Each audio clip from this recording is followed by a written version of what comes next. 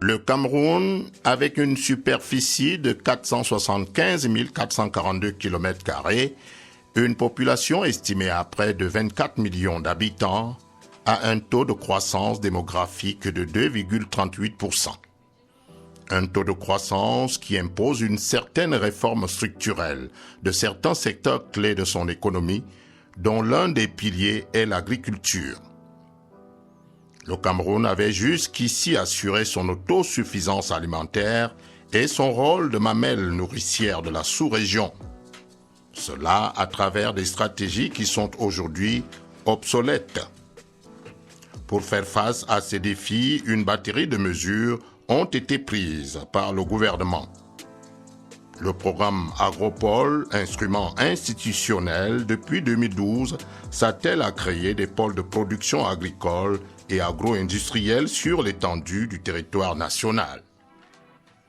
Il est question de mettre sur pied des stratégies de croissance, de transformation et de modernisation de l'agriculture camerounaise et accompagner les acteurs.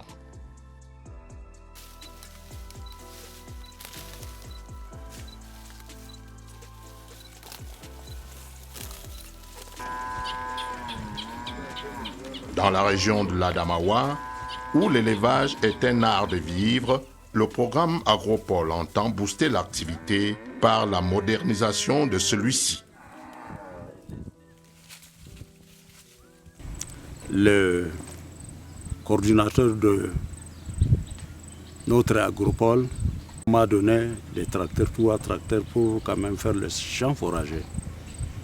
Bon, c'est grâce à ça que j'ai commencé les travaux que vous avez vus. Et on va continuer à faire le travail là. C'est ensemble avec tous les éleveurs du département qu'on va faire ce travail. Pourquoi nous avons demandé à faire ce travail? C'est pour garder nos animaux ici. Parce que nous ne voulons pas que nos animaux partent au transhumant. En partant là, nous perdons beaucoup des animaux là-bas. Si les animaux partent là-bas, là, à peu près 30-40 têtes du perte. Chaque année, ouais, c'est beaucoup de moyens. Alors si j'ai réussi à faire les choses comme ça, les champs foragers, je vais garder les animaux ici. Avec cet argent que je perds chaque année là, je peux vendre et augmenter le projet. Avec ces projets-là, si vraiment ça marche bien, je peux avoir même 10 000 têtes.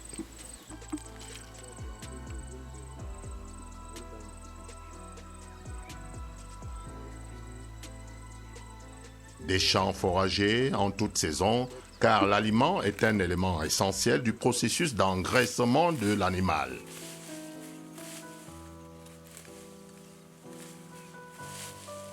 L'objectif dans cet élevage est de prendre des animaux d'un certain nombre de kilos et de les maintenir en stabilisation pendant à peu près 45 à 60 jours pour pouvoir à la limite doubler leur poids.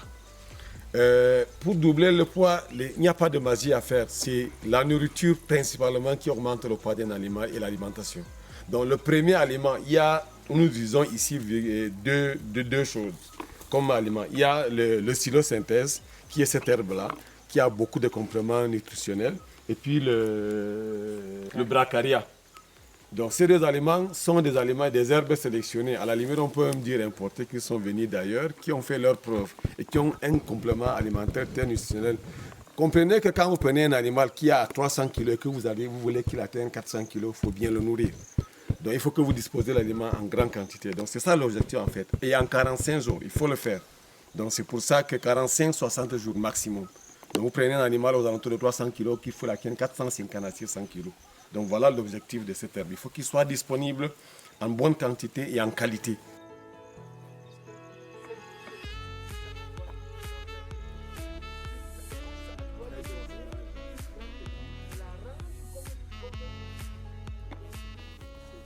Et pour mieux conserver l'aliment, une technique de compactage a été pensée, véritable aubaine pour l'éleveur.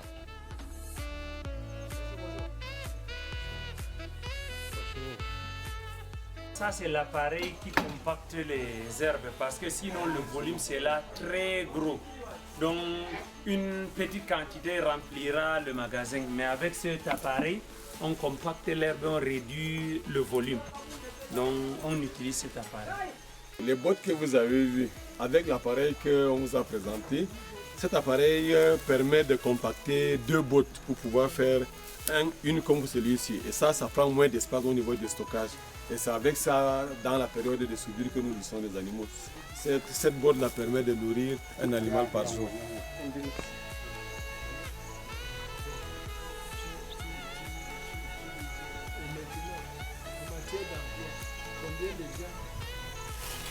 Et pour stabiliser les animaux, des étables de l'embouche bovine ont été dressées.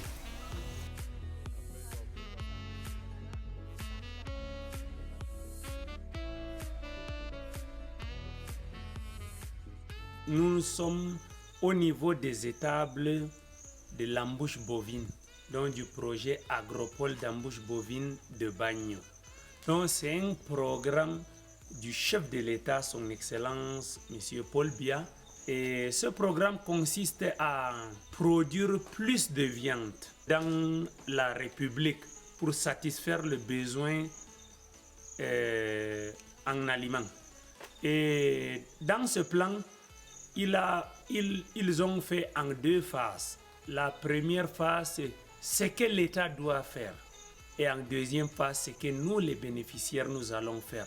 Donc l'État doit construire ces gros étables. Là, on doit faire l'embouche, là, on doit stabiliser les animaux. Le magasin qui se trouve là devant, le magasin d'aliments, l'État doit nous fournir l'aliment de complémentarité. L'État devait nous donner 3 tracteurs qui sont déjà là, que nous avons déchargés, qui se trouvent ici. Et nous, parce que l'État a compris que tous les projets dont l'État le fait à 100%, nous les bénéficiaires, nous les négligeons. Mais du moment où nous aussi nous avons contribué, nous allons nous occuper de ça. Et en contrepartie, maintenant l'État nous a aussi en contrepartie demandé de faire la culture fourragère. Donc cette herbe dont vous voyez, c'est du bracaria. Et de l'autre côté, il y a le stylosynthèse. Donc nous allons cultiver actuellement, nous avons au niveau de cette étable 10 hectares déjà prêts. On est en train de faucher pour mettre dans les magasins. Et premièrement, c'est ce qu'on devait faire, la culture fourragère. Deuxièmement, on devait construire l'habitat des bergers. On l'a fait, voilà l'habitat des bergers. Nous devrions encore construire les hangars de stockage de foin. Donc nous l'avions fait, c'est là-bas, les bottes sont à l'intérieur. Et nous allons aussi creuser des puits, faire des châteaux en altitude et par gravité, surtout va ravitailler les animaux. La région de l'Adamawa, avec les programmes Agropole, se confirme comme étant la locomotive par excellence du pôle de production de la viande bovine au Cameroun. Bientôt, la mise sur pied de 74 étables à Meganga et 44 à Bagno. Les éleveurs sont tous unanimes à reconnaître que le programme Agropole leur a beaucoup apporté.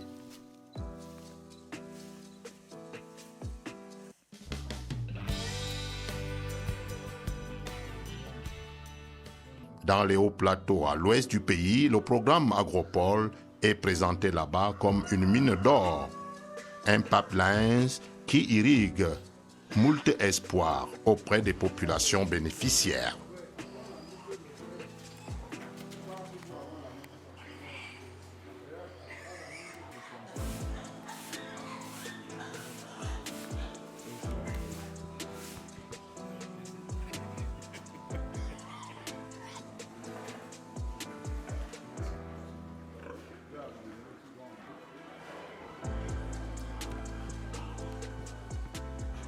J'entre dans l'agropole, c'était dans le but de croître mon activité. Mais je crois qu'aujourd'hui, avec l'aide de l'agropole, vous voyez ce que je suis devenu. Jusqu'à l'époque, je faisais un élevage traditionnel, mais aujourd'hui, je suis en train de moderniser Marseille. Je suis parti de G3 avec un verra pour arriver au niveau où Avant la maladie du mois de mai, j'étais à 720 sujets. La maladie est venue décimer une bonne quantité avec les antibiotiques, avec les désinfections que nous on faisait, avec les vétérinaires. Nous on a combattu. On est resté à une chanteur de 200. Donc petit et grand confondus. Mais aujourd'hui, présentement, à l'heure où on se trouve là, je suis à 565. Courant de 2018, j'ai vendu plus de 1000 personnes. Si je peux produire même 10 000 têtes par an, ça ne me pas. J'ai les capacités.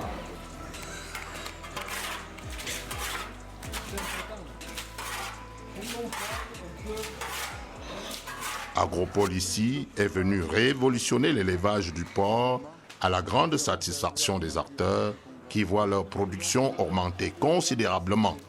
Conséquemment, le chiffre d'affaires se porte mieux. On avait ressenti dans ce bassin que beaucoup d'éleveurs avaient perdu leur cheptel et n'étaient plus capables d'avoir de très bonnes productions. On s'est dit avec le programme Agropole, on s'est regroupé pour faire un projet pour relancer un peu nos activités.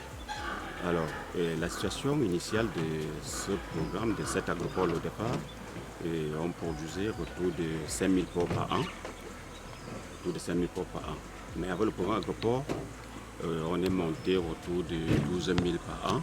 Et du coup, aujourd'hui, là, on se situe autour de 15 000 par an. Voilà, ça, et on projette, si on avait déjà créé notre unité d'abattage, dans notre chaîne d'abattage, et on devait déjà faire que plus d'extension, parce que nous on fait face à une situation de peste porcine qui ne dit pas son nom, et ce qui est très récurrent, chaque 3 ans. Voilà, et la gestion devient très compliquée. C'est imaginer quand une peste porcine attaque une ferme, telle que ce que vous avez vu là tout à l'heure chez Jérôme, quand ça arrive là, ça devient très compliqué la gestion. Alors on s'est dit, s'il y a une chaîne d'abattage, une chaîne de froid, du coup là on abat les sujets, on conserve, et on attend à une période là et on ne va plus sur le marché. Donc quand on va mettre sur pied notre chaîne d'abattage, on pourra même doubler notre production. On pourra aller peut-être de 12 000, 15 000 à 20 000, voire 25 000. Donc l'apport du programme Agropole, quand on voit la plus-value, le gap, on part de 5 000 à 12 000 à 15 000, tel que vous voyez là. Donc le programme Agropole nous a apporté un soutien relatif à quelques 10 000 porcs par an.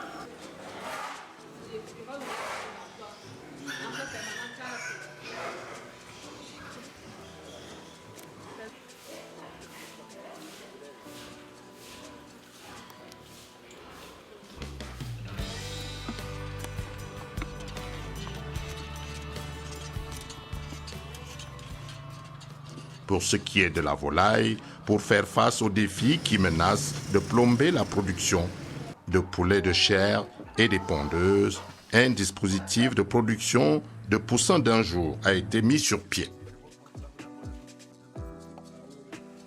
Chambre froide. Ces œufs restent dans la chambre froide dans une température recommandée. C'est au sortir de cette chambre froide, on les traite ici pour les amener dans les incubateurs.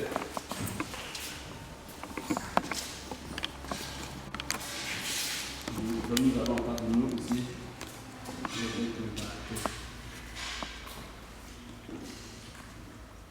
Vous incubateurs de 34 400 fois 2. Vous voyez. Vous avez 34 400 fois 2. Nous avons ici des plateaux sur lesquels sont déposés les œufs. On les introduit ici. Et cet appareil à l'intérieur a un système de jeu, de fonctionnement.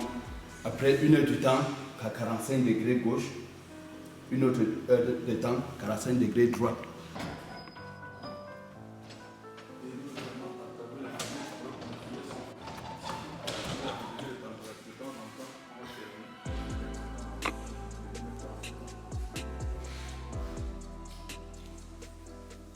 couloir que nous avons mis en place, c'est une façon, n'est-ce pas, d'aller de l'avant, de faire en sorte que on ne peut pas manquer le poussin sur le marché. Que tout le monde, que le panier d'aménageurs soit toujours à un niveau bas. Ouais, parce qu'on a se rendu compte que de temps en temps, il faut pouvoir aux importations, il faut pouvoir SPC, il faut faire des bons de commande qui vont faire 3, 4, 6 mois, 1 an, voire ne jamais être livrés. Nous recouvrons une capacité de 75 000 œufs par semaine. Nous entrons dans la salle de l'éclosion.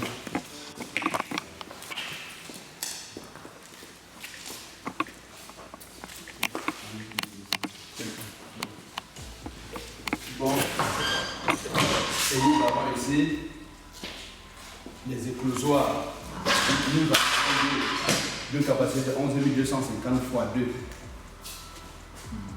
Les œufs font aussi 4 jours.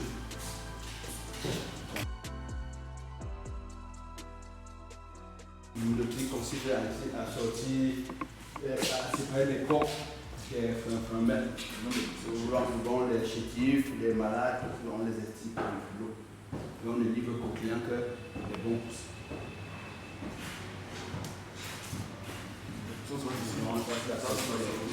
C'est un système de non-retour. C'est un système de va. Ce sont que pieds, mais tu vas aller à revenir. Étant ici, si on peut rentrer là où il est là, s'il faut aller là où il est là, on va rentrer comme ça, ailleurs, on ne peut pas.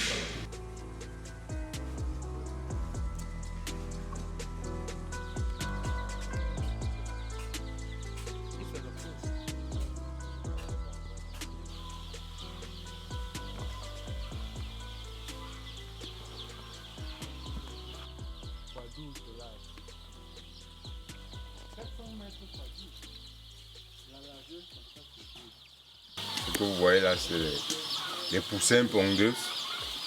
Ça va vous surprendre quand on parle d'agropole chair et on parle de poussins pondeuses. C'est justement à cause de la rareté des poussins chairs que nous avons décidé de mettre d'abord les pondeuses. Et nous projetons à court terme de produire nous-mêmes les poussins chairs parce que les couvoirs qui sont disponibles dans la localité pour fournir les poussins n'ont pas la quantité que nous commandons. Donc quand on commande, ils donnent les petites quantités. Et ces petites quantités-là, on peuple dans les petits bâtiments autour de Banjun toujours. Et ici, nous avons donc préféré exploiter le bâtiment en mettant les pondeuses qui sont disponibles. Le programme agricole nous a carrément permis de quintupler notre production. Parce qu'avant, on pouvait produire au maximum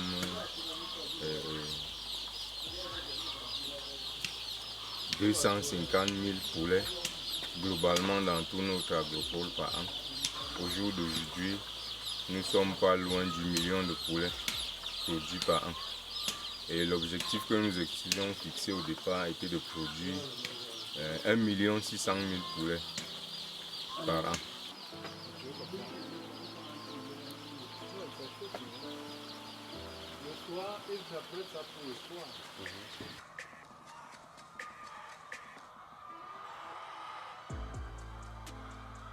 Une recette qui fait des émules, même pour les éleveurs de poulets de chair, matière première et omniprésente.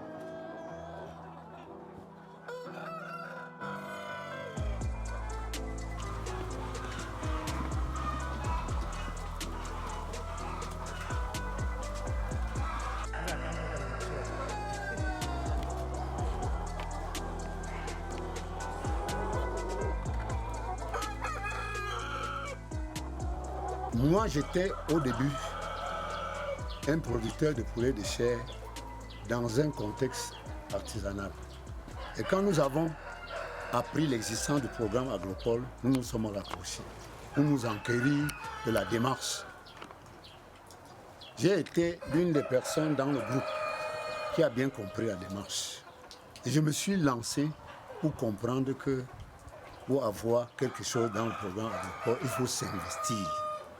Parce qu'il faut reconnaître, quand on pense à un niveau de financement de 35% ou de 25% pour le programme Agropole, de 65% ou de 75% pour les bénéficiaires, il faut attacher bien sa ceinture pour s'y lancer. Je me suis lancé pour avoir 2400 mètres carrés couverts. Et j'ai apporté mon appui personnel dans la proportion demandée par la Agropole et j'ai reçu l'apport dans les pourcentages du programme Agropole. L'objectif était d'apporter une contribution consistante par rapport à la production de poulet de chair. J'ai pris des engagements par rapport à mon niveau de financement pour me lancer dans la production. J'ai obtenu des relations de part et d'autre et j'ai même animé personnellement notre groupe de l'Agropole et on est arrivé à un niveau où il était question que je prenne un débordement. Le débordement veut dire le niveau de la superficie que j'avais, les moyens pour couvrir les 2400 mètres carrés, ce n'était pas facile. Il était question de voir comment on peut faire. À un moment, l'approvisionnement en poussin d'un jour était une contrainte nette dans notre Agropole. Et quand j'ai pu trouver la possibilité que les parentaux puissent couvrir cet espace de 2400 mètres carrés et que la solution de l'acquisition des poussins d'un jour soit évidente, je crois que nous sommes au bout du tunnel, surtout que depuis le 11 mai, la première bande installée dans le premier bâtiment chez moi est en train de produire à ce jour. On n'est pas encore au niveau du pic de production. On espère que toutes les données réunies avec les équipes techniques de production permettront de résoudre cet épineux problème de production de poussins d'un jour.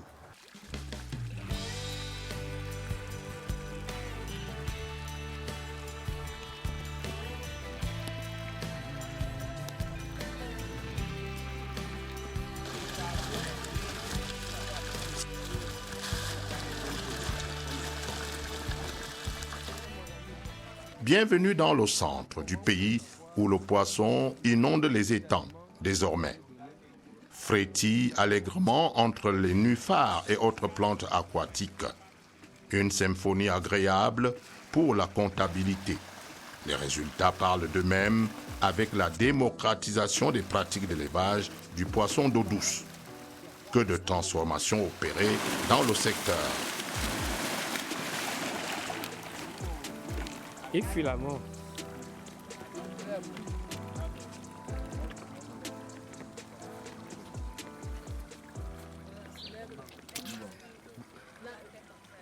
On peut faire annuellement une centaine de tonnes de poissons.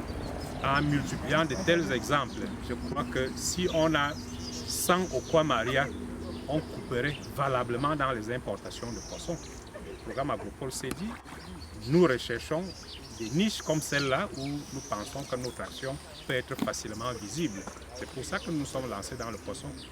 Ce d'autant plus que ce sont les jeunes qui s'intéressent le plus à la production du poisson. Mais le programme Agropole s'est dit, est-ce qu'on ne ferait pas la révolution qu'on a eu à faire sur le poulet? On pourrait bien mener cette révolution avec le poisson. Et Dieu merci, je crois que le message commence à passer. Les années passées, vous avez vu sur le marché, on vendait le kilogramme de silure à 2500. C'est d'ailleurs le prix homologué lorsqu'on finit de faire les calculs.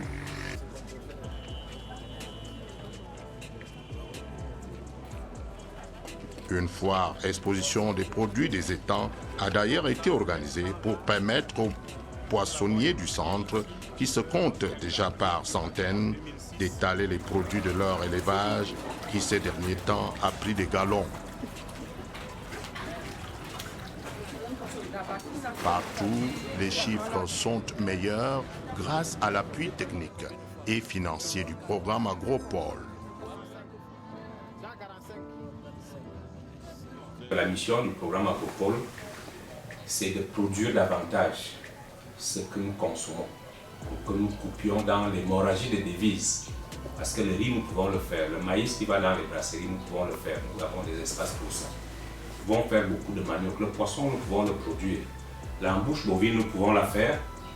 Et pourquoi est-ce que nous restons là à importer des découpes de poulet de Guinée équatoriale? Pourquoi est-ce qu'on serait là à importer des tourteaux de soja et autres? Donc la mission première du programme Agropole est donc d'abonder les marchés avec des produits que localement nous pouvons faire et qui sont les produits de grande consommation. Mais également, au terme de ça, il faut bien penser à créer de l'emploi. Parce que la jeunesse est là, elle n'est pas employée. Le programme Agropole faisant avec ceux qui ont déjà de l'argent, qui a été formé dans les écoles d'agriculture, qui a été formé dans les écoles de gestion et autres, elle peut bien, qui a été formé dans les écoles de logistique et autres, elle peut facilement trouver de l'emploi au niveau du programme Agropole, qui n'est pas là pour cultiver encore avec la houe, mais pour faire de la mécanisation, pour faire de l'irrigation. Et donc, comme on dit souvent ici, là, de la fourche à la fourchette, pour ce qui est des productions animales, mais pour ce qui est des productions végétales, c'est aller de la semence jusqu'à la table, ou produit presque fini, produit semi-fini, produit prêt pour la ménagère. C'est ça la mission première du programme Agropole, essayer de couper dans l'hémorragie des devises, donner suffisamment à manger aux Camerounais parce qu'un adage dit ventre informé n'a point doré. Le programme Agropole se veut être le champ d'expérimentation de l'agriculture de seconde génération voulu par le chef de l'État, son Excellence Paul Biya, depuis le comice agro-pastoral de Boloba en 2011. Son rôle est plus que jamais d'actualité au moment où la promotion du Made in Cameroun revient tel un slogan dans un contexte de rareté de devises où la consommation des produits de l'agriculture locale s'impose comme un impératif.